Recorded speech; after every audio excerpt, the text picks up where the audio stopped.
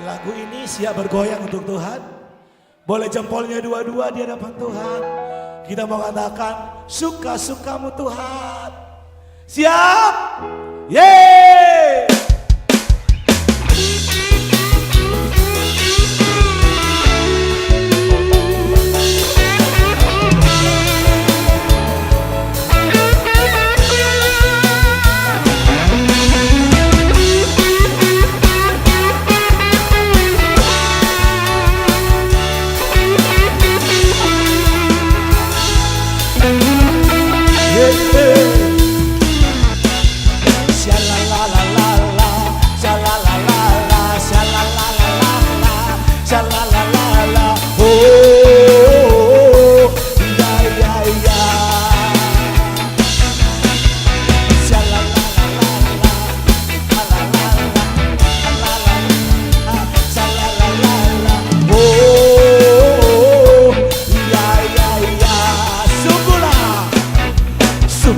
Hidupku telah ditebus oleh kuasa darah yang kudus.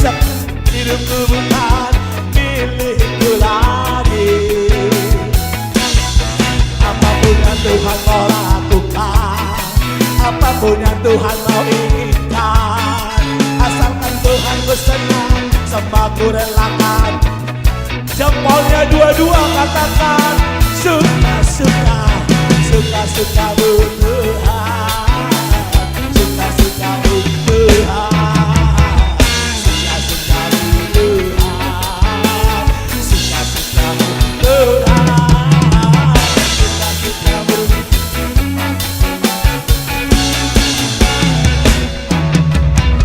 Suka-sukamu Tuhan, suka-sukamu Tuhan. Hey!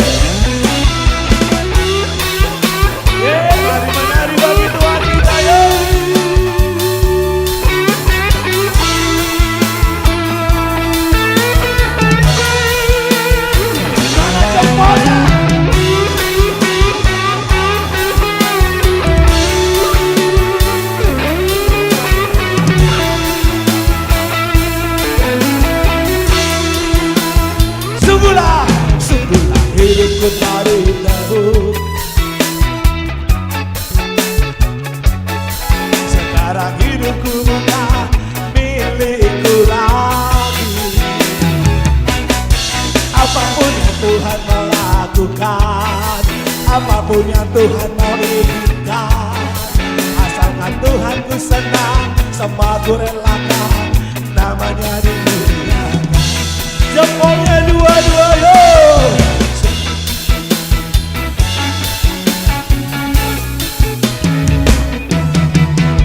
Suka-sukamu Tuhan, suka-sukamu Tuhan, suka-sukamu.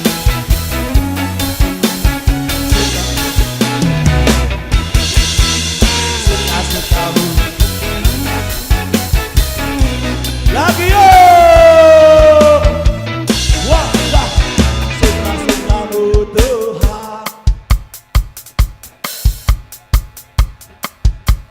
Suka-sukamu Tuhan, suka-sukamu Tuhan,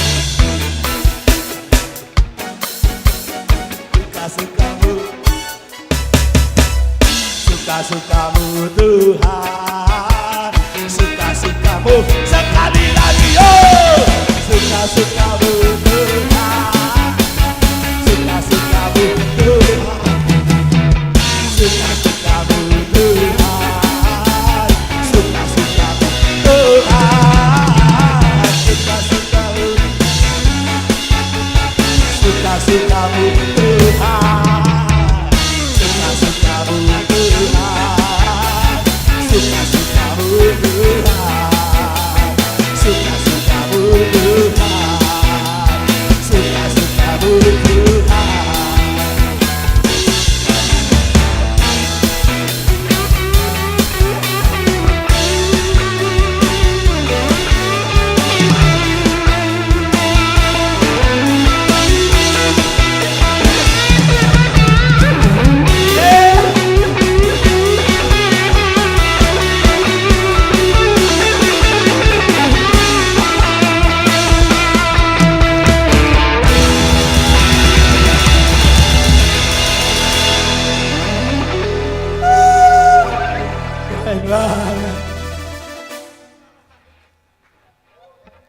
Masih? Suaraku udah habis pula ini ya kan ya. Mana besok pelayanan lagi ya? Enggak apa-apa, enggak apa-apa. Begitu gak ada yang mustahil, asik. Tuhan memberiku kegembiraan dan sukacita melimpah. Sabar. Minyak yang baru dicurahkan. Haleluya.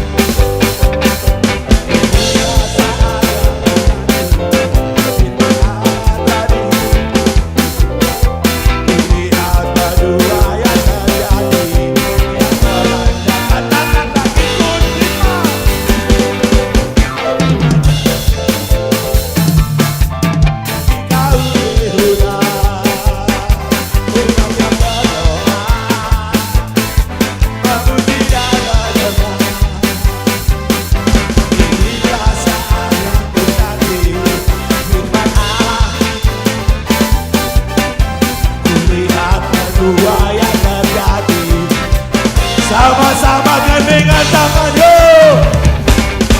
Tuhan memberi.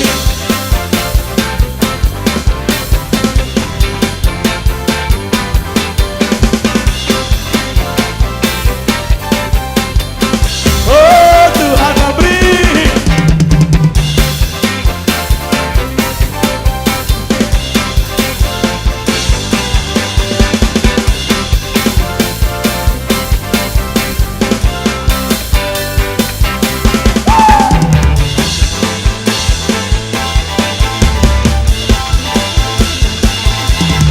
Terima janji Allah bagi kaum Yehuda, umat yang berdoa, memuji dan menyembah. Inilah saat yang dinanti, bila Allah telah digenapi. Lihat berdua yang terjadi. Yo, siap-siap yo.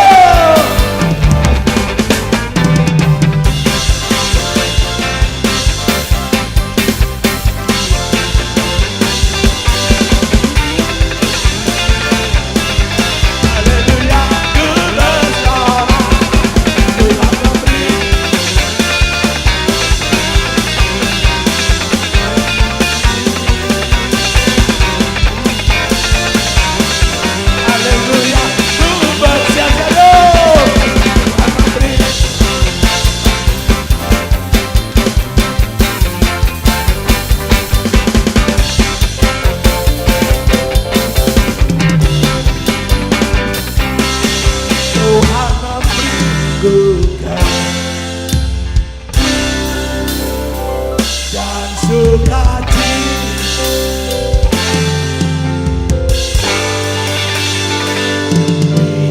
yang baru. Sama-sama haleluya.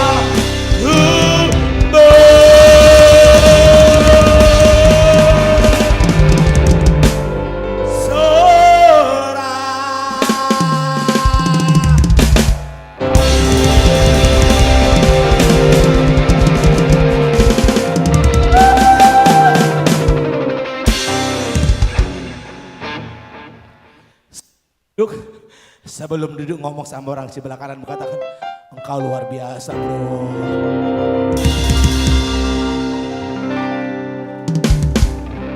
Udah belum duduk, belum ada suruh duduk.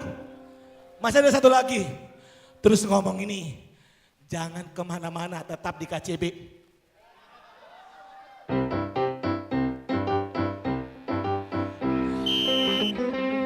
Kan tadi udah bilang kau sahabatku, kau saudaraku, nggak boleh kemana-mana. Harus di sini, setuju? Setuju? Tepuk tangan buat kita semuanya. Ini baru siduk. Silakan duduk.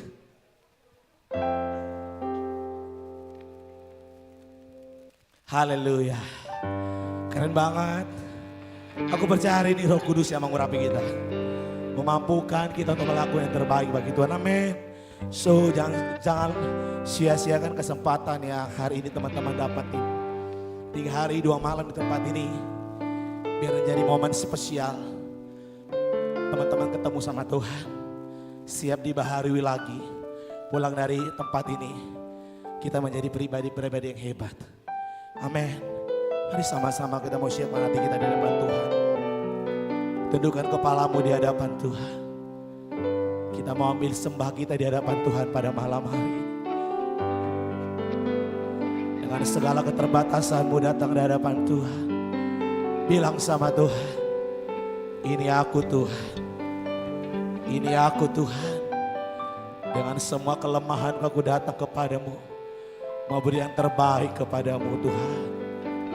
Terima kasih Tuhan. Oh, terima kasih. Oh, terima kasih. Terima kasih bagimu Tuhan. Haleluya. Haleluya. Oh, haleluya. Jesus. Tak usah ku takut,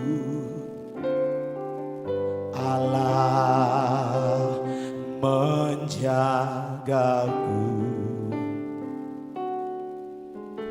Tak usah ku bimbang, Yesus peliharaku. Tak usah ku susah, Roh Kudus hiburku. Tak usah ku cemas, Dia memberkatiku. El Shaddai, El Shaddai, Allah Maha Kuasa. Di besar, Dia besar, El Shaddai mulia. El Shaddai, El Shaddai, Allah Maha Kuasa. Berkat-Nya melimpah. El Shaddai. Mari sama-sama katakan awal pujian ini di hadapan Tuhan. Katakan,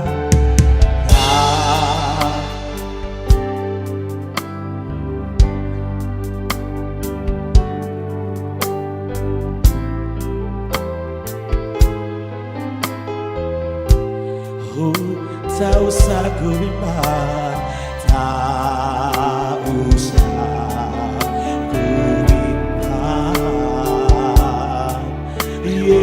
Yesus peliharaku.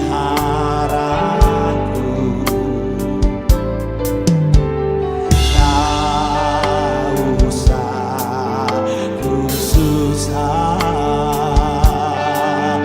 Roh Kudus hidupku. Tak usah ku cemas, Dia memberkati. Katakan El Shaddai, El Shaddai,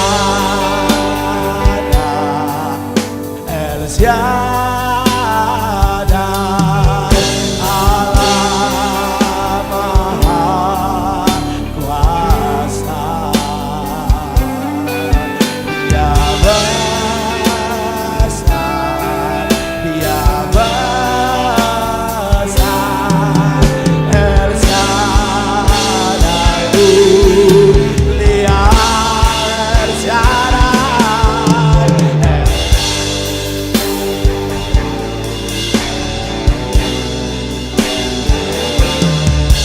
Allah Maha Kuasa. Berkatnya, berkatnya melimpah. El Shaddai, katakan El Shaddai, El Shaddai, El Shaddai, Allah Maha Kuasa. Dia besar, Dia besar, Dia besar, El Shaddai, lihat katakan El Shaddai.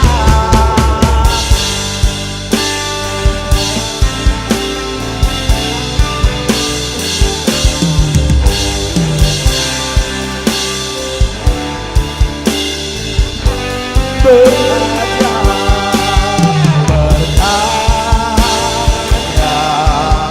melimpah. El Shaddai, jemaat Tuhan saja katakan El Shaddai.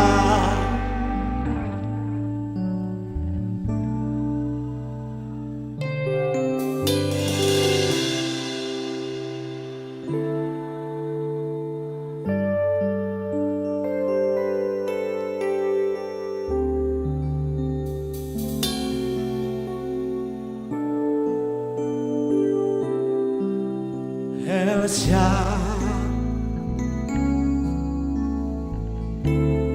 El Shaddai, El Shaddai.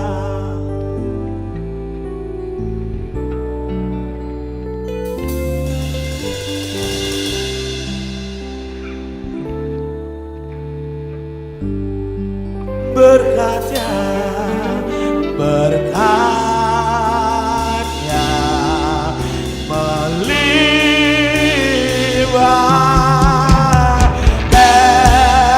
Mari sambil bangkit berdiri bagi Tuhan. Kata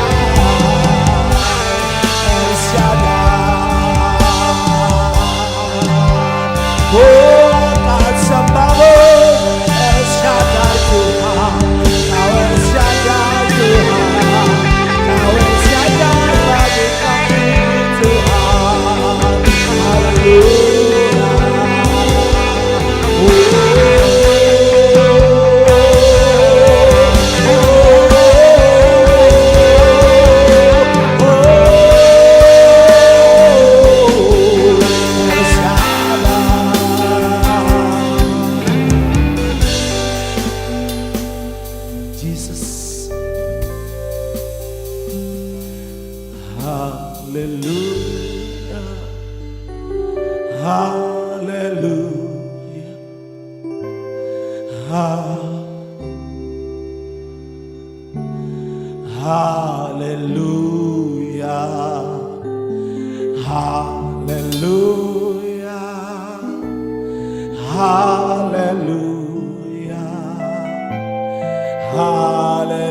Hallelujah.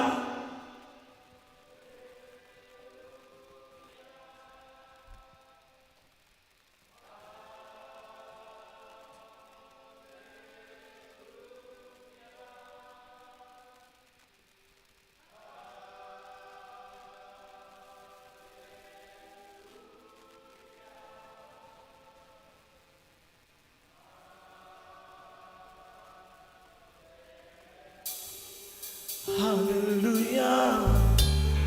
Hallelujah.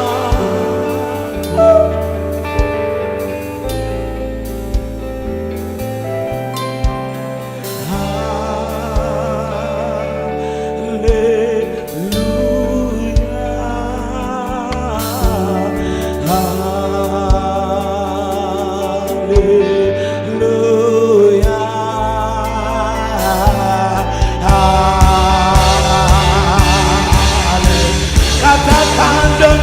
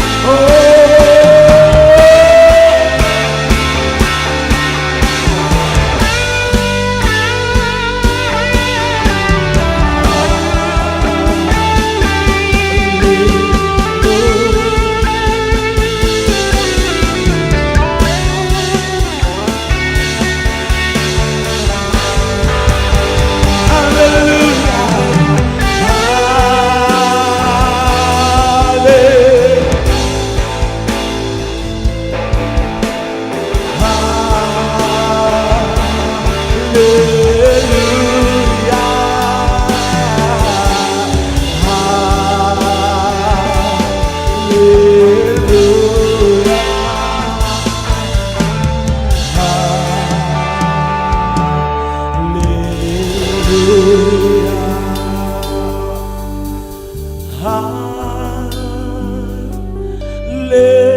haleluya,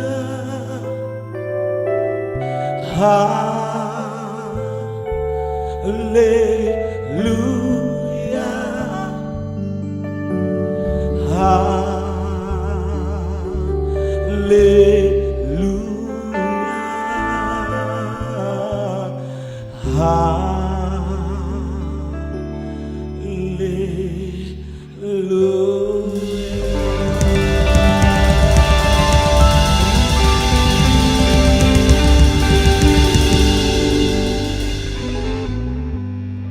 Terima kasih Tuhan, yang bersyukur Tuhan Yesus, yang punya Bapa yang baik,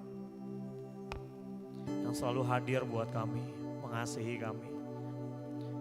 Malam hari ini Tuhan, kayak mau diubahkan, kayak mau bertumbuh. Bukan cuma berubah, tapi kayak pengen berbuah Tuhan. Kayak pengen hidup kami signifikan. Tuhan berkati kami dengan firman-Mu Tuhan. Kami percaya kebenaran-Mu Tuhan yang memerdekakan hidup kami.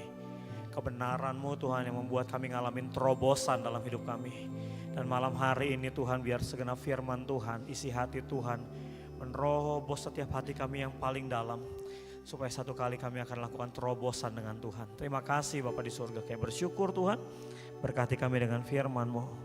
Biar apa yang hamba-Mu sampaikan sungguh-sungguh benar cuma isi hati Tuhan buat kami. Dalam nama Tuhan Yesus kami berdoa, bersama-sama kita katakan amin, amin, amin. Wow, selamat malam keluarga KCB. Shalom. Sedap ya. Bilang sama sebelahnya, ini malam yang terakhir. Iya, besok kita pulang. I wanna share, aku pengen share sama Bapak Ibu Saudara sebuah topik yang mungkin sebagian kita kalau dengar topik ini rasanya kita sudah pernah dengar gitu ya. Kalau dengar topiknya atau judulnya gitu. Aku beri judul Compassionate Father gitu. Belajar untuk mengenal cintanya Bapa di sorga sedalam apa buat kita. Pastor Khalid mau khotbah hati Bapa ya? Iya betul. Tapi aku pengen khotbah hati Bapa mungkin dari sisi yang berbeda. Kenapa? Karena waktu aku punya anak, aku banyak ngalamin ternyata hati Bapa tuh jauh lebih luas, jauh lebih besar daripada apa yang aku tahu selama ini gitu. Aku baca Alkitab, terus aku mulai belajar bukan jadi pendeta tapi jadi bapak buat jemaat Tuhan. Aku ulangi sekali lagi, aku belajar untuk gak jadi pendeta tapi untuk jadi bapak buat jemaat Tuhan. Karena Alkitab bilang kamu punya beribu-ribu pendidik tapi kamu gak punya banyak bapak. Karena banyak orang mau ngajar tapi gak semua orang pengen jadi bapak. Kalau kita pengen dengar khotbah, buka YouTube, ribuan khotbah dari sana, betul ya? Tapi untuk dapetin bapak, ya di YouTube nggak ada, oke? Cuma di gereja, di penggembalaan Bapak Ibu Saudara lah, Bapak Ibu Saudara ketemu dengan bapak, betul ya? Jadi di gereja aku berharap gereja itu jadi sebuah keluarga, karena waktu Tuhan mau datangkan kerajaannya di bumi, Tuhan ciptainnya tuh keluarga, kan gitu kan ya. Lalu ditaruhlah keluarga itu di Taman Eden. Taman Eden itu dalam terjemahan lain diterjemahkan sebagai paradise. Aku terjemahkan bebas, paradise itu adalah sorga di bumi, heaven adalah sorga di langit gitu. Jadi bagaimana Tuhan mendatangkan sorga di bumi dengan ciptain sebuah keluarga. Makanya gini, kalau orang ada dalam sebuah keluarga, harusnya dia ketemu sama sorga di bumi. Ulang ya, kalau orang ada dalam sebuah keluarga, harusnya dia ketemu apa? Sorga di bumi. Nah gereja harus jadi apa? Keluarga, supaya setiap orang yang datang ke gereja ketemu apa? Sorga di bumi. Nah kalau orang ketemu keluarga lalu dia ketemu sorga di bumi, maka gini, di keluarga orang dengan mudah ketemu Tuhan di sana. Oke? Aku nggak pengen banyak konsep di awal, tapi nanti sekali lagi aku pengennya cerita, oke? Tapi aku perlu dasari ini supaya kita tangkap sama message-nya gitu. Kenapa? Karena mengenal hati Bapa di sorga adalah dengan dibuktikan hubungan kita begitu baik dengan Bapa kita di rumah dan Bapa rohani kita di gereja. Ulang ya sekali lagi ya. Makin kita kenal siapa Bapa kita di sorga, oke, makin hubungan kita makin baik sama Bapa kita di rumah dan Bapa rohani kita di gereja. Oke. Aku mau awali dengan ini. Yohanes 3 ayatnya yang ke-16. Jadi kalau kita ngobrol tentang Jumat Agung, tentang pengorbanan Yesus di kayu salib, ini ayat very basic gitu ya. Orang Kristen pasti hafal ayat ini. Aku nggak munculin juga Bapak Ibu Saudara bisa baca, betul kan ya? Kata Bapak Ibu Saudara, ini Pastor Caleb, anggap sepele dia ya kan. Ngapain Yohanes 3 ayat 16 pakai dimunculin di slide. Sudahlah kita bacalah, gak usah pakai slide. 1, 2, 3 apa? Tuh kan langsung jago kan, bener kan? 1, 2, 3 karena begitu besar kasih Allah akan dunia ini sehingga mengaruniakan anaknya. Oke, ingat ya. Karena Allah mengasihi dunia ini, dia karuniakan anaknya. Oke, siapa anaknya? Yesus Kristus. Berarti Allah dalam Yohanes 3 ayat 16 berarti dia siapa? Bapa. Kenapa? Karena dia karuniakan anaknya. Oke, berarti Allah sama dengan apa? Bapa. Oke, karena begitu besar kasih Allah. Allah mengaruniakan anak. Berarti Allah di sini siapa? Bapa. Karena begitu besar, kalau kita ganti kalimatnya boleh nggak gini? Karena begitu besar kasih siapa? Bapa. Oke. Jadi kasih Bapa itu apa? Bapak-bapak. Ih nggak ada amin nih. Bapak-bapak. Harus punya kasih yang apa? Ayo bener. Kalau kurang kopi ngambek gak? Kopi mana kopi? Itu kopiku. Kok kopiku? Gantinya ngopi. Asik. Ngamuk kita gara-gara kopiku. Bapak-bapak nih aduh. Bapak-bapak tuh 2 aja PR-nya kan ya. Kalau nggak ngantuk lapar. Kalau ngantuk dia galak. Kalau lapar dia apa? Ngamuk. Ya kan? Kalau kenyang dia bego ya. Jadi kalau seandainya, enggak bercanda ya. Bapak-bapak langsung tersinggung. Apaan sih ini orang? Nggak jelas. Kalau bapak-bapak lagi marah, coba tanya dulu yang pertama apa? Papa udah sempat makan belum? Jangan-jangan lapar. Yang kedua tanya apa? Papa mau istirahat dulu nggak sebentar? Jangan-jangan ngantuk. Biasanya suami-suami galak cuma 2 PR-nya apa tuh? Kalau nggak ngantuk, lapar. Karena kalau dia udah tidur cukup, makan cukup, biasanya ngantuk. Kan udah tidur cukup, makan cukup kok masih ngantuk lagi. Tidur cukup, makan cukup, biasanya gini, kasihnya besar. Coba aja tes, coba kasih makan suami. Habis itu tanya, Pak aku boleh me time sebentar gak pedikur? Boleh, kenapa? Sudah makan. Oke, intermezzo ya. Aku mau share gini, betapa besar kasih Bapa mengaruniakan anaknya. Bapak tuh gak gampang sakit hati, gak gampang tersinggung, Bapak gak gampang baperan. Kenapa? Hatinya besar, kasihnya besar. Semua kesalahan yang datang di hadapan Bapak, itu gak pernah buat hati Bapak jadi sesek. Kalau hati Bapak sesek itu karena hatinya sempit. Oke? Tapi kalau hatinya luas, semua yang datang yang melukai, semua kesalahan, itu pasti gak akan bikin sesek. Kenapa gak sesek? Luas hatinya, besar. Jadi kalau seandainya bapak-bapak suka marah, biasanya gara-gara hatinya sempit. Dia mesti berjumpa sama Bapak di sorga supaya gak gampang marah. Kadang-kadang bapak-bapak kalimatnya sedikit banget. Bang, ngomong, aduh galak banget ya. Anak-anak jadi takut. Nah Yesus pernah bilang begini Bapak Ibu Saudara. Yohanes 13 ayat 33. Cuma sekali-sekalinya ayat yang lain gak pernah muncul. Cuma waktu dia mau korbankan dirinya di kayu salib, malam terakhir. Ini apa nih ceritanya nih? Kamis ya? Hari Kamis lah ya? Kamis putih ya? Ya apalah ya. Pokoknya 1 hari sebelum gitu ya. Ya terserah lah ya. mau putih, mau merah ya. Nanti Kamis pokoknya. Okay? H-1 sebelum dia ditangkap, sebelum dia disalibkan, dia makan perjamuan dengan anak-anaknya. Dia bilang gini, hai anak-anakku. Ini bukan anak kandungnya nih, murid-muridnya dia.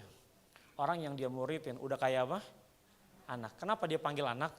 Karena waktu dia mati dia cuma pengen kasih tahu. Tahu nggak? Lu anak gua.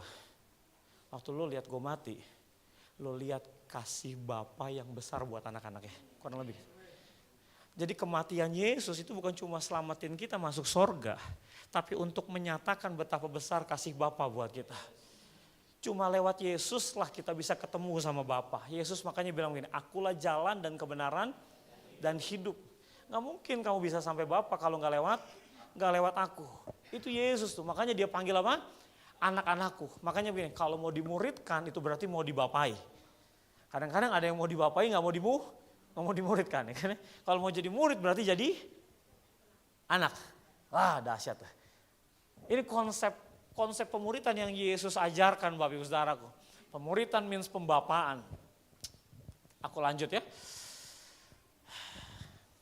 Aku janji aku pengen apa? Cerita. Anak yang hilang. The old story. Cerita lama. Bapak Ibu Saudara udah pasti pernah dengar lah ya. Siapa yang hilang Bapak Ibu Saudaraku? Dalam kisah ini? Benar. Sulung. Bungsu. Dua-duanya. Anak tetangga. Jadi ngawur kita. Yang hilang anak bungsu. Beberapa waktu yang silam, saudaraku cukup lama. Aku dengar sebuah pengajaran bahwa yang hilang bukan cuma anak bungsu, tapi katanya anak sulung juga hilang. Anak bungsu katanya hilang di luar rumah, anak sulung hilang di dalam rumah gitu ya. Terus saya baca lagi kisahnya gitu ya. Kan kita mesti kritis kalau baca Alkitab. Bilang sama sebelahnya, kamu kalau dengar khotbah jangan iya aja bilang. Karena Alkitab bilang begini, ya kan? Alkitab bilang begini nih, di akhir zaman akan banyak datang pengajaran, oke? Makin banyak pengajar, Bapak sedikit. Makanya kalau mau dengar pengajaran yang original ya, dengar dari Bapak aja lah ya. Jangan sering-sering undang pengkhotbah luar, lebih sering-sering dengar Bapak sampaikan isi hati di gereja lokal, oke?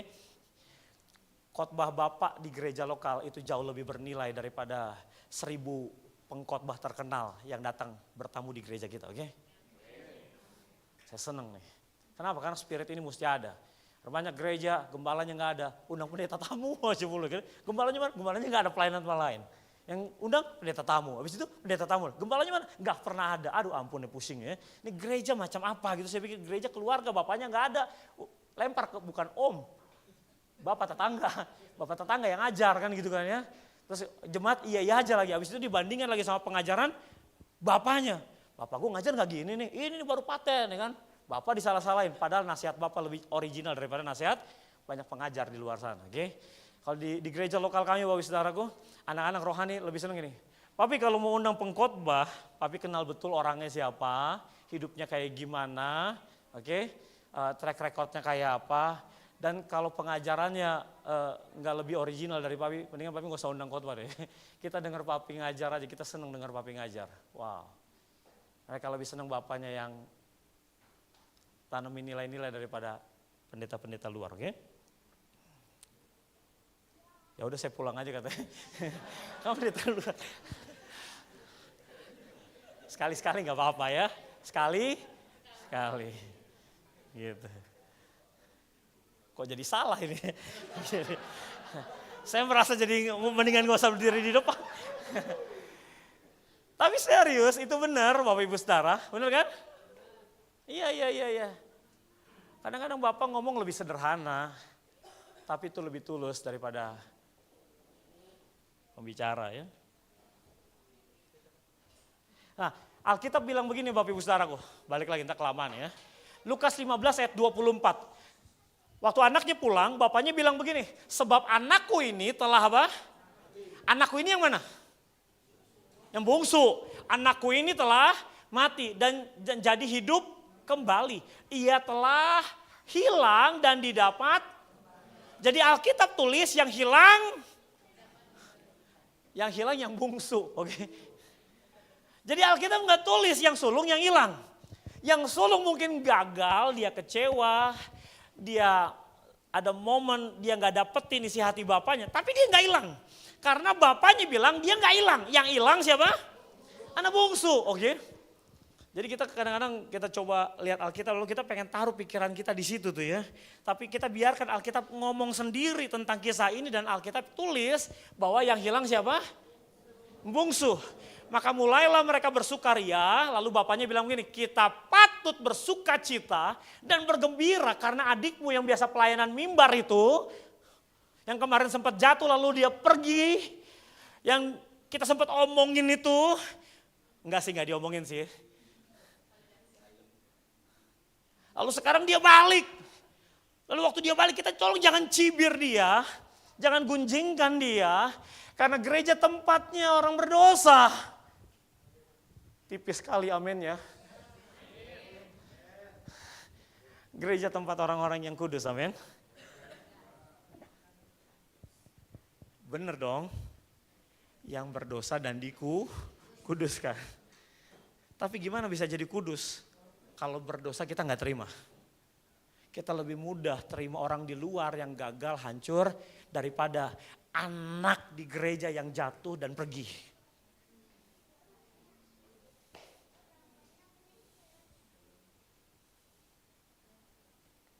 Kalau gereja kita mau dipakai Tuhan ya, jadi sebuah keluarga yang sehat.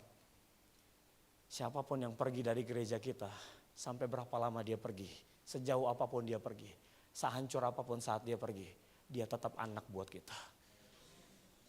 Itu hati Bapa di tengah gereja. Tapi dia bikin malu. Memang anak yang hilang bikin malu. Tapi gak apa-apa, waktu dia balik kita harus apa? Ye. Mau ngapain lagi dia datang? Mau pelayanan, Gak segampang itu kali. Alkitab catat Bapak bikin pesta. Syukuran. Gak tahu berapa lama syukurannya ya. Oke, pertanyaan berikutnya. Apa yang buat anak bungsu hilang? Supaya kita tangkep nih kan ya. Nanti aku keluar dari sini. Bisa munculin ayatnya ya dari laptop ya. Kalau nggak bisa munculin ayat, munculin lagu dangdut bisa. bisa ya. Oke, nggak apa-apa. Ini kita sampai di sini dulu. Apa yang buat anak bungsu hilang, Bapak Ibu Saudara?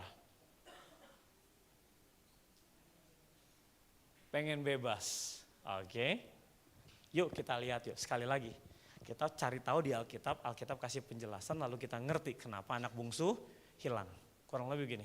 Kenapa ada anak hilang di gereja? Kurang lebih begitu lah ya. Sometimes ini yang terjadi Bapak Ibu Saudara. Let's check it. Lihat nih Bapak Ibu Saudara nih.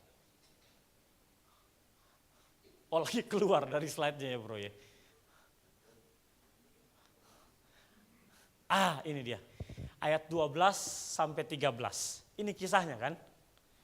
Kata yang bungsu kepada ayahnya. Sama-sama yuk 2, 3. Bapa berikanlah kepadaku. Jadi yang minta siapa nih? Anak yang bungsu, oke, clear ya. Berikanlah kepadaku bagian harta milik siapa? Kita yang menjadi hakku. Memang anak itu punya hak, betul ya? Kalau bukan anak gak punya hak. Kalau anak punya hak, dia minta haknya. Tapi kalau nggak tepat pada waktunya, ini kurang ajar, lancang namanya, oke? Bapaknya belum mati dia udah minta, oke? Lalu ayahnya, baca pelan-pelan, membagi-bagikan harta kekayaan itu di antara mereka. Di antara siapa? Anak bungsu dan anak sulung. Yang minta siapa? Anak bungsu. Yang dapat siapa? Dua-duanya dapat, oke? Oh gitu, you minta. Oke? Tapi siapin semua surat-suratnya, sini duduk.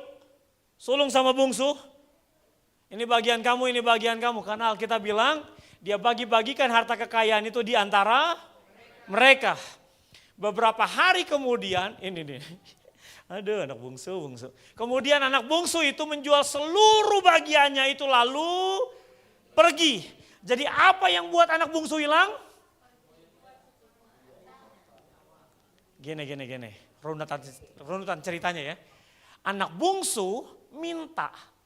Setelah dia dapat, dia pergi. Yang buat anak-anak Tuhan seringkali hilang gini. Dia doa, minta, Bapak kasih, lu pergi. Dulu minta anak. Katanya kalau kasih anak nanti pelayanan makin cinta Tuhan. Giliran dapat anak lu pergi. Dulu minta kerjaan, minta berkat. Tuhan kasih berkat, kerjaan makin sibuk lu tinggalin pelayanan. Dulu, bingung deh jadi banyak ya kan. Makin banyak kan makin merih hati kita kan. Tapi kan ini yang sering kali terjadi di gereja Tuhan kan. Waktu anak-anak Tuhan minta, Bapak kasih, bukan makin cinta, malah pergi. Bapak bilang gimana sih? Wah. Kadang yang buat kita hilang bukan penderitaan loh. Tapi setelah kita dapatkan apa yang kita minta. Bapak Ibu Saudara minta apa? Hati-hati dengan apa yang kita minta. Jangan-jangan apa yang kita minta buat kita jadi pergi sama Tuhan. Pergi dari Tuhan. Apa yang kita minta mungkin bisa buat kita jadi jauh, oke? Tapi apa yang Bapak minta pasti buat kita jadi deket. Kita seringkali fokus cuma sama apa yang kita minta. Tapi pernah gak kita tanya, Bapak minta apa? Ulang ya. Emang kalau yang khotbah model begini aminnya gak ada, gak apa-apa. Memang apa yang kita minta, jujur nih ya, mungkin kadang bahkan sering bisa buat kita jadi jauh dari Bapa. Tapi kalau Bapa yang minta, pasti buat kita jadi makin dekat sama Bapa. Makanya gini nih, keluarga KCB, jangan fokus terus sama apa yang kita minta. Tapi fokus sama apa yang Bapa minta. Ya. Bilang sama sebelahnya, supaya kamu gak hilang. Mau diberkati, amin? Mau dijawab doanya? Aduh gagal nih khotbah. Baru aku bilang hati-hati dengan apa yang kita minta. Mau dijawab doanya? Bilang sama sebelahnya, gak terlalu penting doa kita dijawab. Yang penting kalau Tuhan panggil, Tuhan minta kita jawab.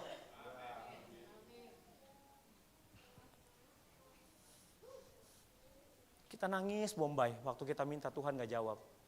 Tuhan juga nangis Bombay waktu dia minta, kita pura-pura budek.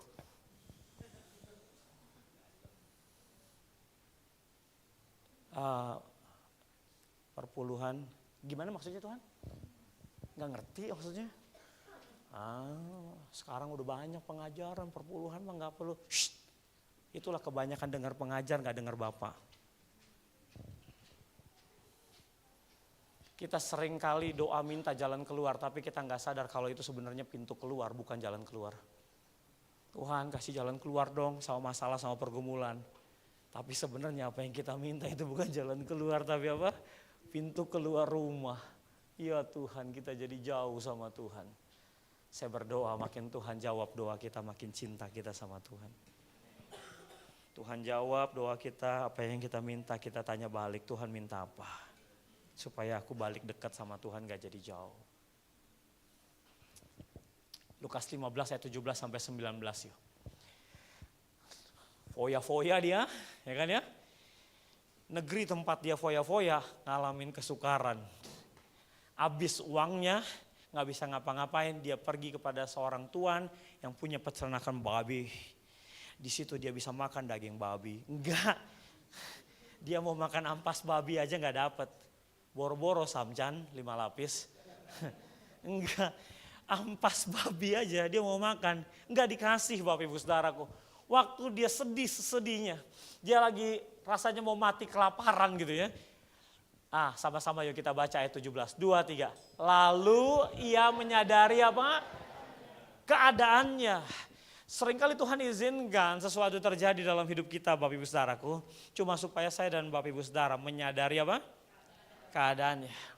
Banyak orang menyadari keadaan keuangan, banyak orang menyadari keadaan keluarga, menyadari keadaan pekerjaan, tapi nggak banyak orang menyadari keadaan Ini anak bungsu, dia menyadari keadaannya. Apa dia bilang? Katanya, 1, 2, 3.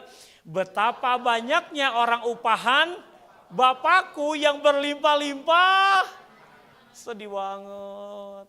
Anak di luar rumah susah makan. Orang upahan di dalam rumah makan berlimpah. Mau jadi mana? Kita kadang-kadang gitu. Aku anak Tuhan tapi jauh dari Bapak. Aduh, lebih baik orang upahan tapi dekat sama Bapak. Karena orang upahan kalau dia dekat sama Bapa berlimpah-limpah dan tidak akan pernah kekurangan. Gak ada sungut-sungut, gak ada keluhan, gak minta yang aneh-aneh. Bisa makan aja udah bersyukur luar biasa. Tetapi aku di sini apa? Pilih mana? Anak tapi jauh, orang upahan tapi dekat. Aku pilih anak tapi dekat. Oke? Aku, dia bilang apa? Akan bangkit. Apa yang buat anak Tuhan bisa bangkit, Bapak Ibu Saudara? Waktu dia menyadari keadaannya. Mau dengar khotbah kayak apa? Kalau dia gak menyadari keadaannya, gak bangkit-bangkit. Tapi kalaupun dia udah keluar dari gereja, tinggalin Tuhan, tinggalin pelayanan, Bapak Ibu Saudara, hidupnya hancur berantakan. Tapi satu kali Tuhan hampiri hidupnya, mungkin bukan di gereja, tapi di pinggir jalan, di tempat kelabing, mungkin di saat kelaparan, Bapak Ibu Saudaraku. Waktu Tuhan hampiri anak bungsu di kandang babi ini, Bapak Ibu Saudara. Dia menyadari keadaannya, dia bilang gini, aku akan bangkit. Tahu nggak Bapak Ibu Saudara, ada banyak anak Tuhan di luar sana lagi pengen bangkit balik sama Bapak. Mereka lagi sadar sama keadaannya, mereka pengen bangkit, mereka pengen balik sama Bapa. Kita yang di dalam, siap-siap sambut baik. Mau gak banyak jiwa datang ke KCB? Tapi isinya 400 orang di Gua Adulam.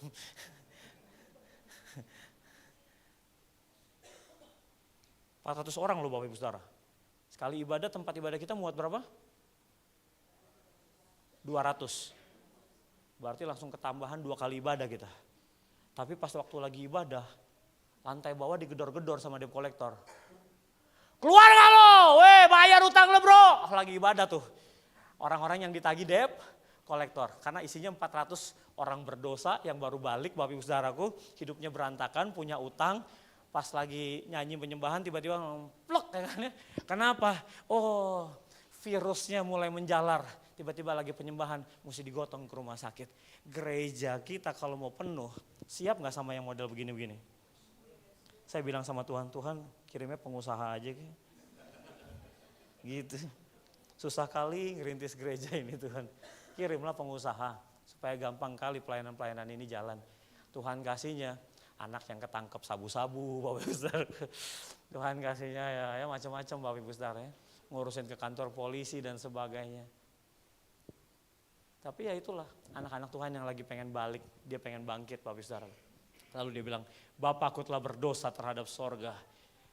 Kabar jeleknya adalah gini, dia lagi merasa tidak layak lagi disebutkan anak Bapa. Enggak apa-apa, aku jadi orang upahan aja. Karena udah jahat kali aku sama Bapa. Boleh enggak jadi orang upahan aja? Wah. Bapak Ibu Saudara, dalam hati Bapak, orang upahan itu terasa anak. Dalam hati apa? Bapak. Aku cuma orang upahan. Enggak, kamu aku anggap anak. Oke. Sementara kasihan anak yang lagi jauh merasa enggak layak jadi anak dan cuma pengen jadi orang upahan. Orang upahan tuh Bapak Ibu Saudara, kenapa dia terasa anak? Karena gini Bapak Saudaraku, orang upahan ngerti kalau Bapak kasih perintah, itu sama dengan berkat berlimpah. Orang upahan tahu tuh. Dia kerja buat Bapak di rumah Bapak. Oke, ini orang-orang upahan di rumah Bapak nih ya. Dia kerja di rumah Bapak, Bapak Ibu Saudara. Makanan berlimpah. Kenapa Bapak ngomong kasih perintah orang upahan kerjain Bapak Ibu Saudaraku? Karena di balik setiap perintah orang upahan ngerti ada apa? Berkat berlimpah. Di pemuritan kami di 42 Checkpoint Bapak Ibu Saudaraku, kami bahas tentang buah delima. Apa tuh buah delima? Ada salah satu titik perhentian orang Israel sebelum mereka masuk ke tanah Kanaan, Bapak Ibu Saudaraku. Nah, itu digambarkan sebagai sebuah tempat di mana buah delima pecah, Bapak Ibu Saudaraku. Nah, kalau kita lihat buah delima itu ada 613 biji.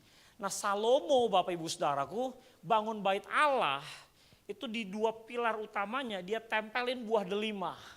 Dan konon, Bapak Saudaraku, mahkotanya Salomo itu seperti mahkotanya buah delima, Bapak Ibu Saudaraku.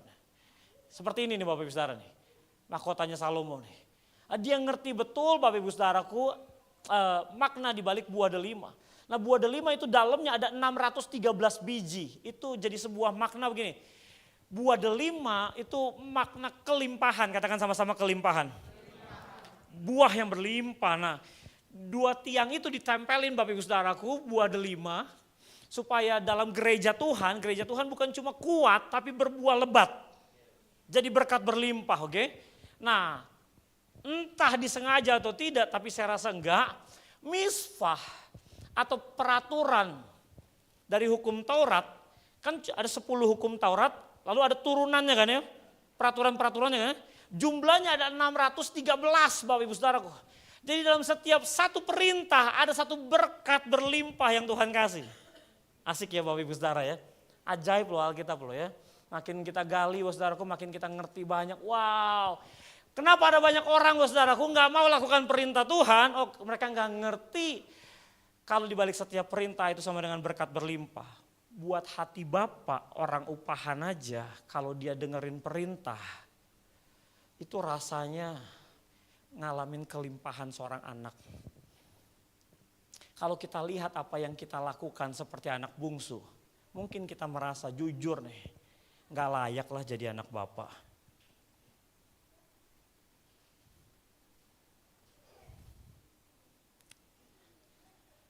Coba ya, kadang males, kadang marah, kadang otak kita singit, kadang hati kita bisa dengki sama orang. Entah kenapa kita punya asumsi jorok tentang orang lain, tentang pemimpin, tentang pelayan Tuhan yang lain. Entah kenapa pikiran kita bisa liar sendiri lalu jadi gak kudus. Padahal kita ada dalam pujian dan penyembahan di gereja. Kita keluar, kita bisa marah orang di pinggir jalan. Waduh, ngeri banget Bapak Ibu Saudara. Saya cerita dulu ya Coach John ya. Aku dianterin sama anak rohaniku pergi pelayanan, disetirin Bapak Ibu Saudaraku. Setirnya lebih bagus, gak semengerikan Bang Firman ya. Bang Firman agak ngeri kalau bawa mobil ya. Ini ALS banget itu ya. Kiri kanan, kanan kiri, kanan kanan, kanan lagi, keluar bahu jalan bisa masuk lagi Bapak Saudara, ngeri. Pokoknya tapi ya terlatih lah ya Bang Firman. Ini anakku yang satu lagi namanya Iko. Iko nih baik banget Bapak Saudara, nyetirnya halus gitu ya. Tapi entah kenapa pas di putaran, itu ada di Bekasi, itu ada rumah sakit Mitra Barat, di depannya itu ada putaran balik. Kalau mau putar balik kan kita harus ambil jalur paling kanan kan. Dia ambil jalur yang kedua Bapak Ibu Saudaraku, sampai di putaran dia sodok orang. Dalam hati saya cerdas memang nih anak gue nih. Anak rohani cerdas begini nih kan ya. Tapi akhlak rada kurang ya kan ya. Gitu, ini siapa sih ini bapaknya nih kan ya. Bapaknya yang di sebelah Bapak Ibu Saudaraku. Pas dia potong begini yang di belakang sengaja kayaknya dia lepas remnya. Duk gitu. Tabrak lah, penyok lah. Waktu anak rohaniku buka kacanya yang di belakang teriak duluan. Biasa gitu kan ya. Kalau salah self defense mechanism. Dia teriak, wah. Aku bilang, pinggir aja, macet, pinggir. Waktu minggir, anak rohaniku bilang gini, papi gak usah turun ya, aku aja yang ngurus. Oh gitu, serius? Gak apa-apa, papi gak usah turun lah, ini aku aja yang ngurus. Oke. Papi hubungin aja Bang Hotman, wakil gembalaku di gereja. Oke. Sambil aku duduk, aku lihat spion tengah tuh. Aku lihat pas anakku turun, anakku dibentak-bentak. Bapak siapa yang tahan lihat anaknya dibentak-bentak, walaupun anaknya salah, oke? Tapi ngelihat anak dibentak di pinggir jalan itu hati Bapak langsung bergejolak Bapak Ibu Saudaraku. Saya hitung 10, 9, 8, 7, 6, 5, hitungan yang pertama darah kupangku mengalir. Itu ayat-ayat kasihilah sesamamu manusia hilang ya.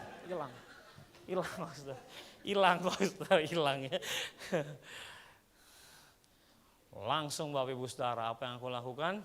Keluar, Hal yang pertama yang aku lakukan adalah banting pintu mobil. Dar!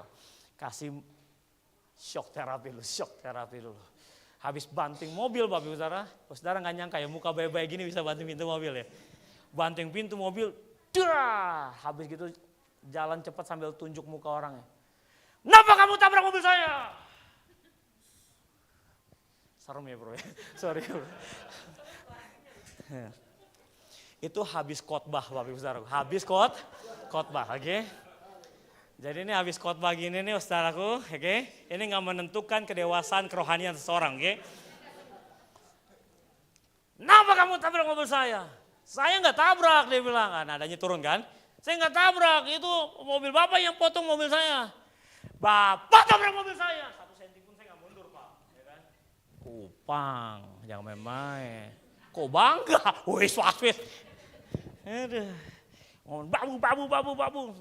Satu. Polisi lewat, panggil polisi ya kan ya. Semua lewat, udah ngumpul nih. Ada kali 20-25 orang. Anak-anak musik turun semua. Anak-anak musik kita tahu sendiri kan Bapak Ibu Saudara. Rambut gimbal, ada yang celana sobek Bapak Ibu Saudaraku. Ada yang pakai anting di sini, rambut gondrong ya kan. Badan gede-gede Bapak Ibu Saudaraku. Ada yang tato Bapak Ibu Saudara. Anak-anak musik kita gitu tuh. Ya gimana orang Tuhan percayanya gitu Bapak Saudara, mau gimana? Mau pilih yang mana? Boleh nggak yang nggak ada tatonya? Ya kan nggak bisa Saudaraku. Pas kumpul semua, aku lihat nih. Pemain musik ada nih, pendeta ada. Oh tinggal yang gini, persembahan aja nggak ada nih kan. Udah mau jadi ibadah di pinggir jalan Bapak Saudara. Ini langsung tempel GBI di halte jadi nih kan. GBI Rumah Sakit Mitra Barat gitu kan. Udah pada kumpul 25 orang. Tapi gimana mau khotbah Bapak Saudaraku. Habis bentak orang. Udah. Di ujung cerita saya bilang begini. Pak gini aja deh Pak.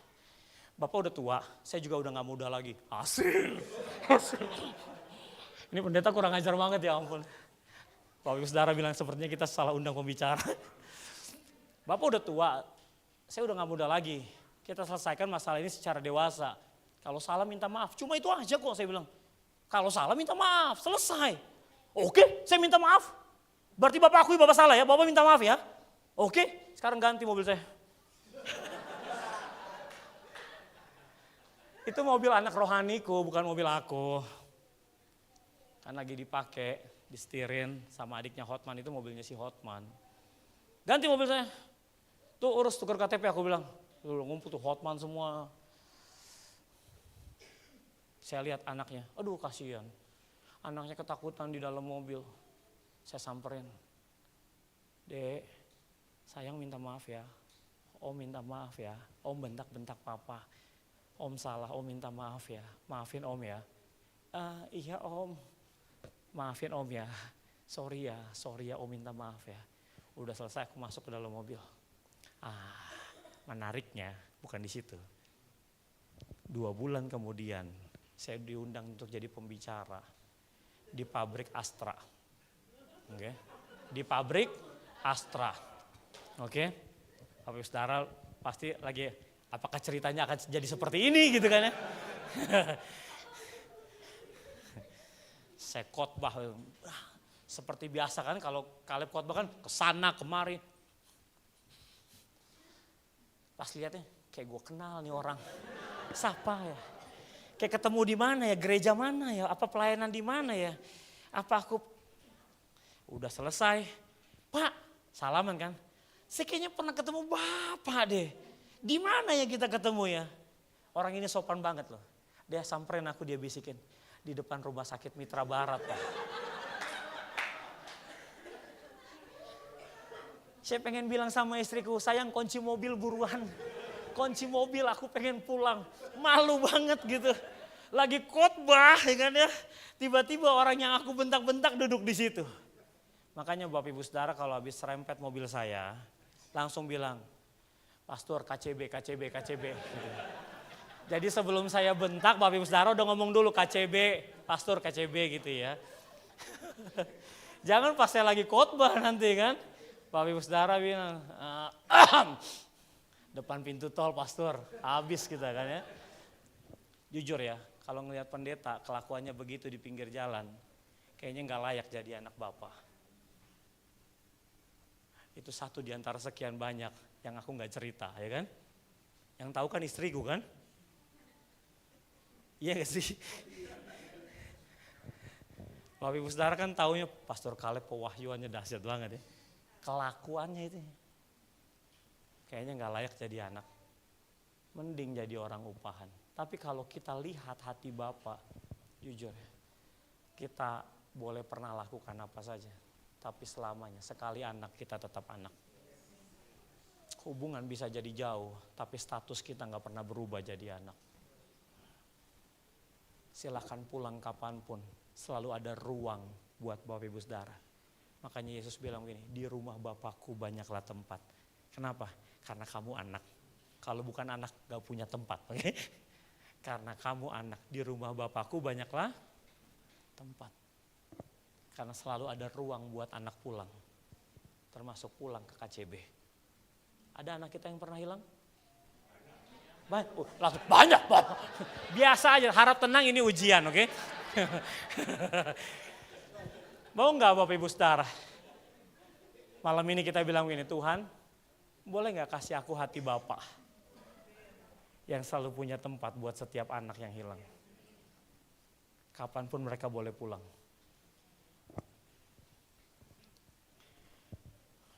Ayat 17, maka apa? Wow, tadi sebelumnya dia bilang apa? Aku akan bangkit. Oh ternyata bukan cuma niat loh. Dia beneran apa? Kadang-kadang ada orang pengen bangkit, kita bilang ini, alah, tak kita tunggu aja, beneran gak sih? Beneran bangkit loh Bapak Ibu Saudara, beneran pulang loh, maka bangkitlah ia dan pergi kepada bapaknya. Dahsyatnya gini, ketika masih apa? Jauh, udah deket? Belum, masih apa? Jauh. Ayahnya telah melihatnya. Lihat ya Bapak Ibu Saudara ya. Mungkin kita rasa, aku gak deket-deket banget sama Bapak. Enggak doa sejam tiap hari. Enggak baca Alkitab 5 pasal sehari. Syukur-syukur dapat 15 menit sehari baca Alkitab. Boro-boro renungin firman Tuhan dalam-dalam. Kadang-kadang pengen pelayanan suka Senin Kemis. Kalau lagi males minta gantiin jadwal. Boleh gak ganti jadwal? Kenapa? Hati saya lagi perlu saya beresin. Aduh. Banyak kan gitu kan ya. Boleh gak aku rehat dulu sebentar, aku mau masa tenang, aku mau beresin hati aku dengan Tuhan. Banyak banget drama hidup lo. Mau pelayanan aja banyak kali ya kan cengkunenya ya kan ya. Tetapi ia masih jauh, ayahnya telah melihat. Masih jauh sih, tapi mata Bapa selalu ada buat anaknya. Masa sih Bapak perhatiin aku? Gak perlu deket, jauh aja Bapak perhatiin. Apalagi deket. Masih jauh, ayahnya telah melihatnya. Ini artinya begini, sekalipun jauh, sekalipun udah hancur babak belur, Bapak tetap kenal bahwa itu anaknya. Gak usah sebut, oh kamu keluarga KCB.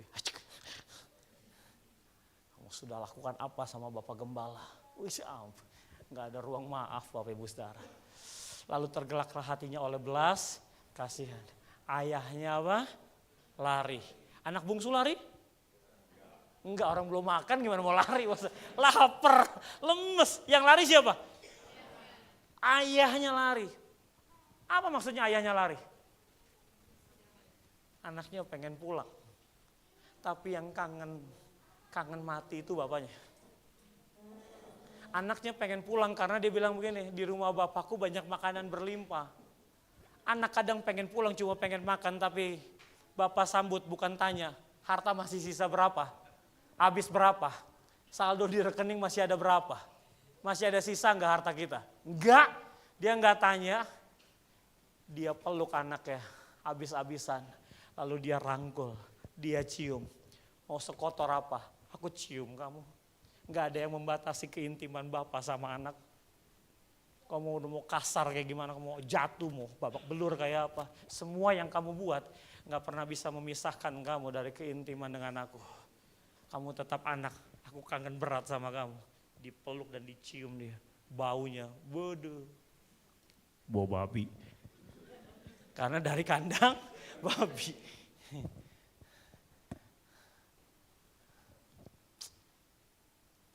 betapa besar hati Bapa.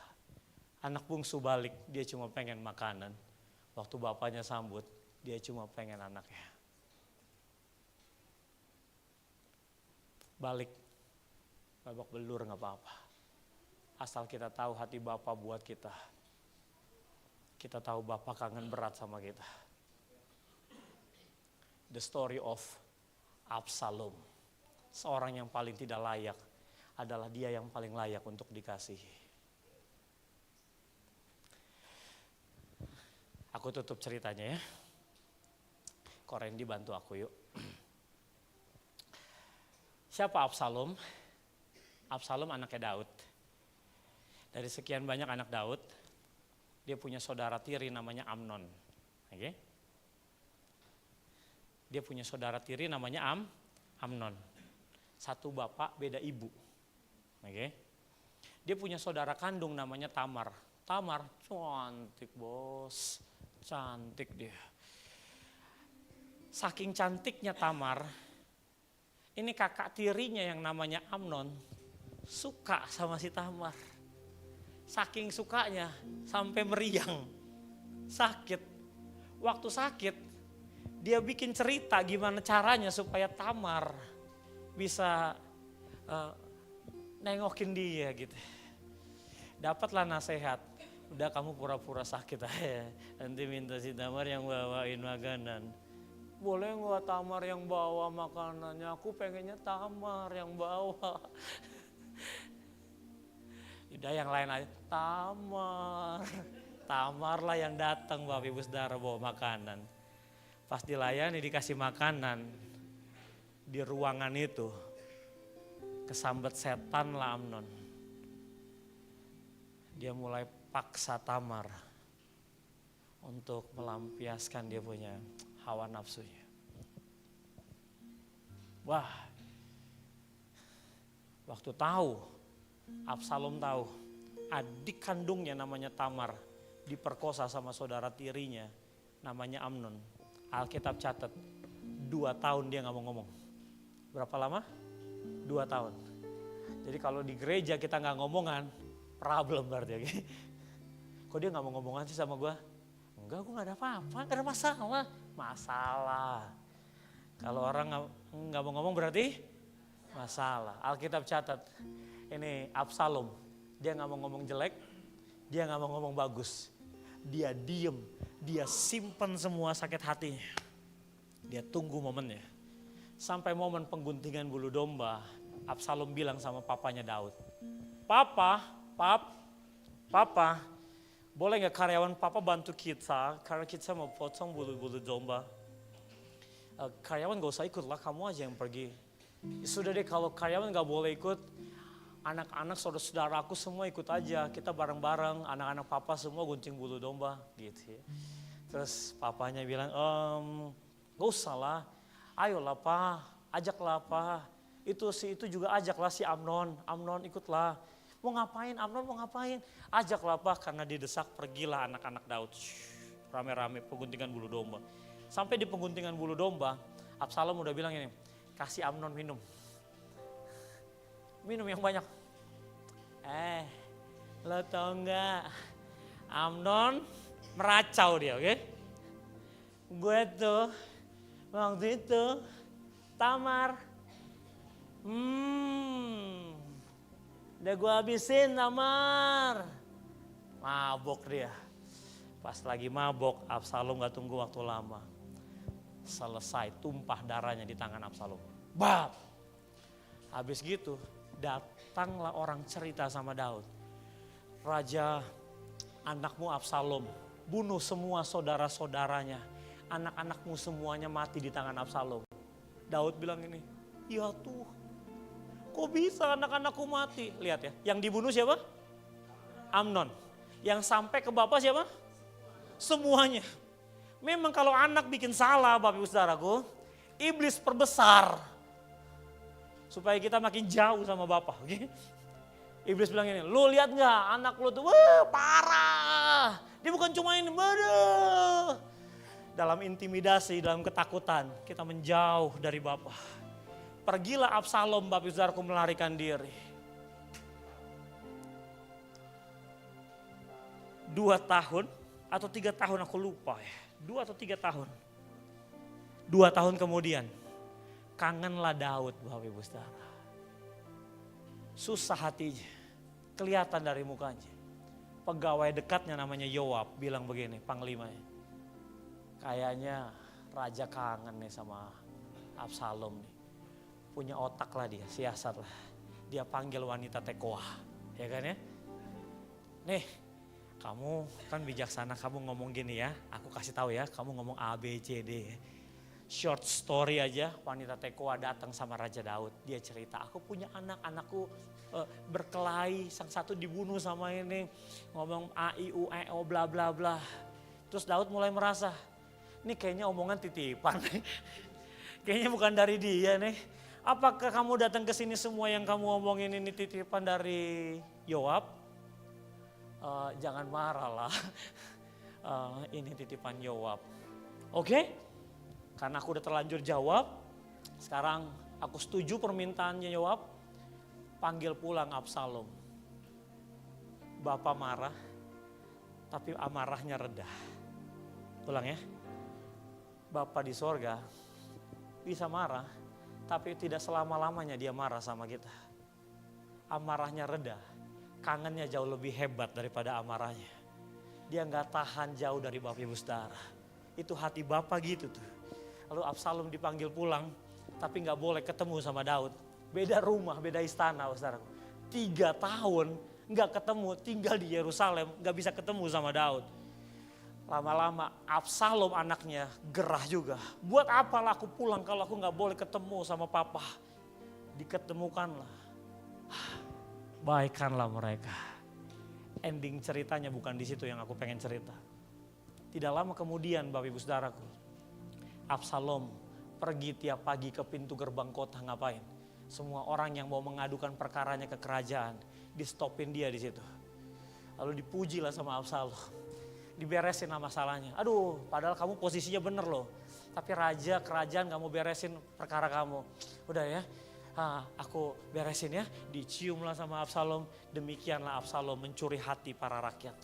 Lalu dia bawalah puluhan orang Bapak Ibu Saudaraku. Pergi sama dia. Lalu 200 orang yang tidak tahu perkara ikut juga sama dia. Lalu dia bilang begini, nanti kalau kamu dengar sangkakala, bilang ya, Absalom sudah jadi raja di Hebron. Ngeri banget nih Absalom. Dulu gagal, pergi jauh. Lalu Bapak buka kerajaannya, boleh pulang. Bapak terima Absalom apa adanya. Tapi setelah diterima, Absalom bikin perkara. Dia bikin sabotase. Dia ambil alih kerajaan. Bahkan dia dengar nasihat, tidurinlah semua gundik-gundiknya Daud, ditidurin sama dia. Waduh. Waktu Daud dengar Bapak Ibu Saudaraku, Daud bilang ini, ayo kita keluar yuk dari kerajaan yuk. Nanti aku dibunuh juga kayak dia bunuh Amnon. Keluarlah Daud Bapak Ibu Saudaraku. Short story. Daud setting pasukannya untuk habisi pasukan dari Absalom. Tapi dia bilang begini, please anakku Absalom, kamu lunak ya sama dia. Dia anak aku, oke? Kamu perang, kamu boleh habisin, tapi anak aku apa? Kamu lunak ya sama dia. Perperangan makin sengit Bapak Ibu Saudaraku. Absalom dan pasukannya terpukul kalah. Waktu dia lari, dia nyangkut di pohon tarbantin Bapak Ibu Saudaraku. Ada pasukan Daud. Pas pengen lihat, wih Absalom, dia ingat Daud bilang, jangan apa-apain anaknya. Yoab lihat Bapak Ibu Saudaraku. Kenapa lu gak habisin? Jangan, Daud bilang jangan. Gak ada cerita, gue gak punya banyak perkara sama lu. Dihabisin lah Bapak Ibu Saudaraku Absalom di situ. Pah. Bersorak-sorai lah pasukan Daud menang. Waktu mereka pulang, pasukan datang ke kerajaan. Daud gak tanya, gimana perangnya dahsyat? Gimana kemenangan kita? Bisa kita ambil balik kerajaan kita? Enggak. Daud tanya, Absalom anak aku gimana? Aku gak tahu, orang yang pertama bilang. Orang kedua lewat, Absalom Ditanyain lagi sama si Daud. Absalom anak aku gimana? Dia nasibnya gimana? Sama seperti musuh raja yang lain, demikianlah yang terjadi sama Absalom.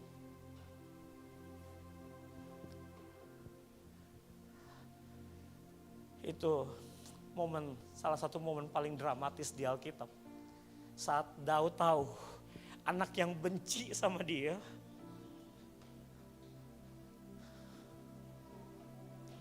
mati di tangan pahlawannya. Lalu dia koyakkan bajunya, Bapak Ibu Saudaraku. Dia pergi ke anjungan pintu gerbang. Lalu apa yang terjadi, Bapak Ibu Saudaraku? Dia teriak, dia bilang begini, anakku Absalom, anakku Absalom.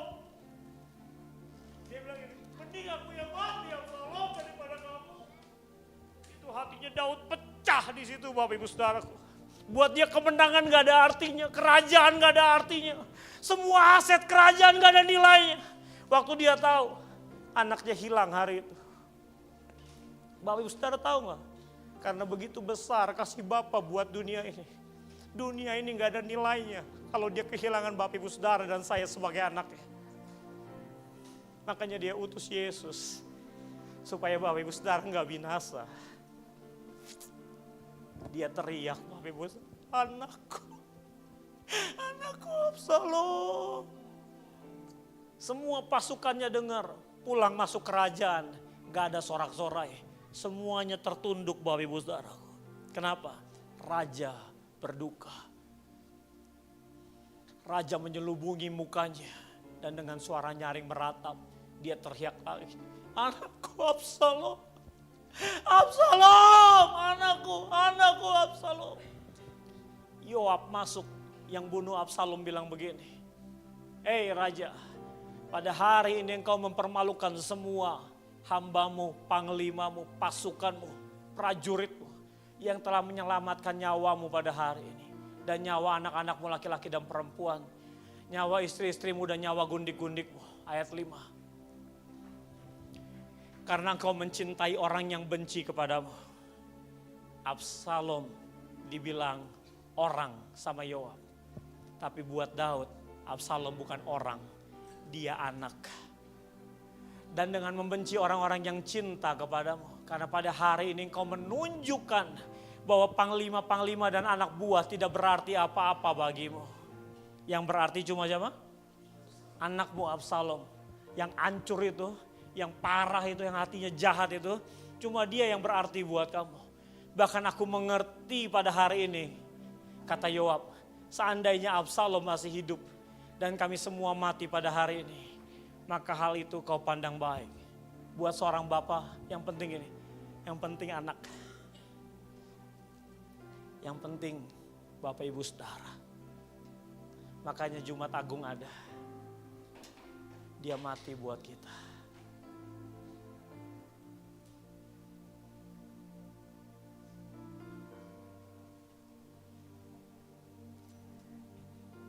Yang lain gak ada nilainya. Anak yang gimana dulu? Yang penting anak. Satu kali Bapak Ibu Saudara, aku mesti memilih pengerja di gerejaku yang setia dan suka berkorban buat gereja. Tapi dia benci sama anak rohaniku. Pak Gembala pantas aja bela anaknya. Saya diam Bapak Ibu Saudara. Seandainya saja dia ngerti hati Bapak buat anaknya. Muncullah berita, Pak Gembala keluarkan pengerjanya. 16 orang keluar dari gereja kita Bapak Ibu Saudara. Hati saya sedih sekali. Tapi itu gak ada artinya daripada saya harus kehilangan anak rohaniku. Anak rohaniku sempurna. Ada cacatnya? Ya. Ngelukain hati? Yes. Tapi dia anak. Dari situ aku mengerti. Ini hati Bapa di sorga buat kita. God bless.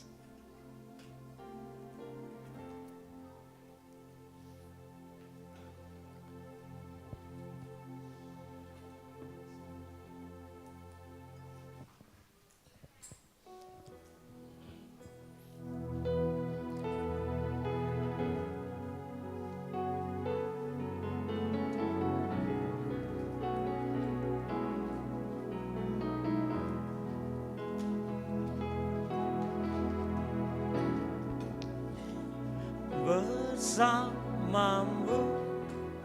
Bapa, ku lewati semua perkenananmu ya teguhkan hatiku. Engkau yang bertindak memberi pertolongan,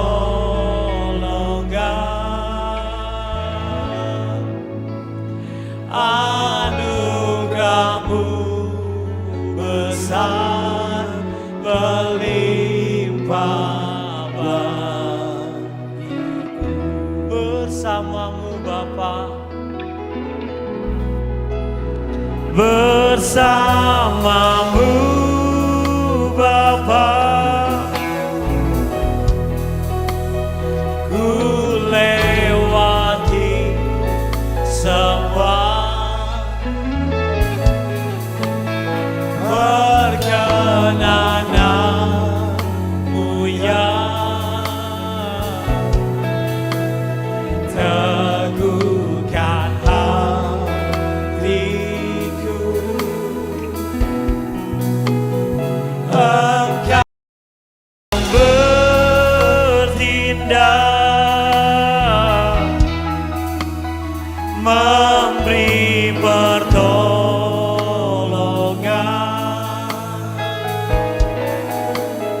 anugerahmu besar berlimpah bagiku.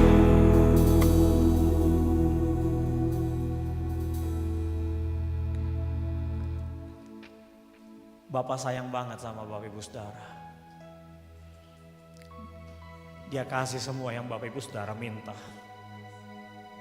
Bapak Ibu Saudara minta berkat, Tuhan gak hutang sama Bapak Ibu Saudara. Dia jawab doamu, dia berkati keluargamu, dia berkati bisnismu.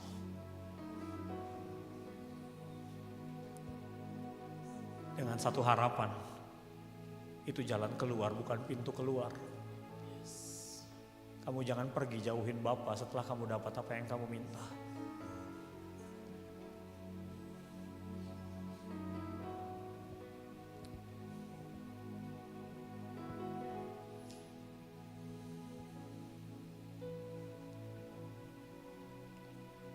Kenapa dia kasih semua yang kita minta? Yang kadang-kadang gak penting buat Bapa, tapi dia kasih permintaan kita. Cuma supaya dia dapetin kita di tangannya. Gak ada yang lain. Cuma supaya kita dekat sama Bapa. Tapi entah kenapa kita jadi malah jauh.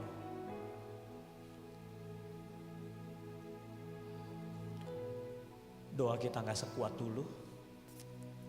Baca firman kita gak sebergairah dulu. Pelayanan kita gak berapi-api kayak dulu. Biasa-biasa aja.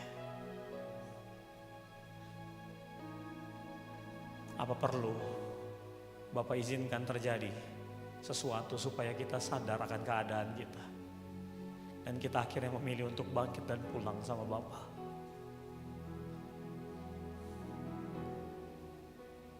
Sadarkah kita bahwa dalam setiap perintah Bapa ada berkat berlimpah?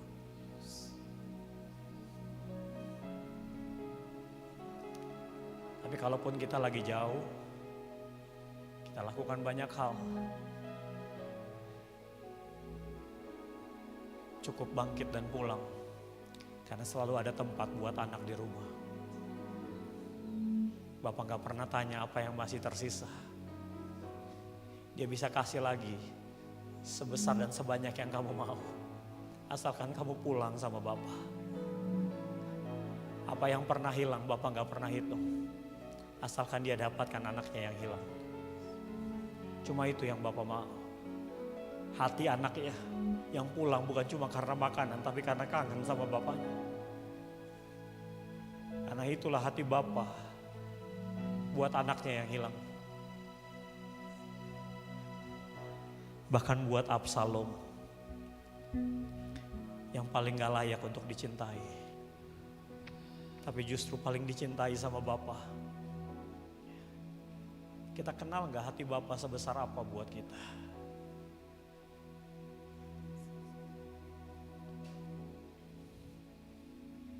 Kita datang sama Tuhan yuk Bapak Ibu Saudara. Sebut aja seberapa banyak apa yang Bapak Ibu Saudara udah buat.